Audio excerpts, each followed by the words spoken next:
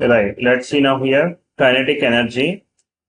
So the energy persisted by what of its motion. If a body is in motion, then only it has a kinetic energy.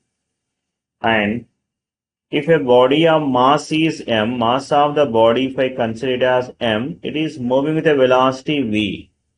Then the kinetic energy of this body, which is equal to, that is of mv square. Kinetic energy is given as of mv square. This energy, kinetic energy, is a scalar quantity. All energies and work done are scalar quantities.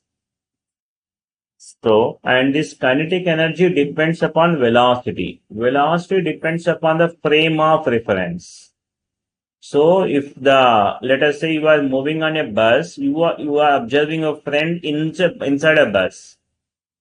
So that means with respect to you, your friend is at rest. But with respect to so here with respect to the person observing you from the road, so you and your friend are moving.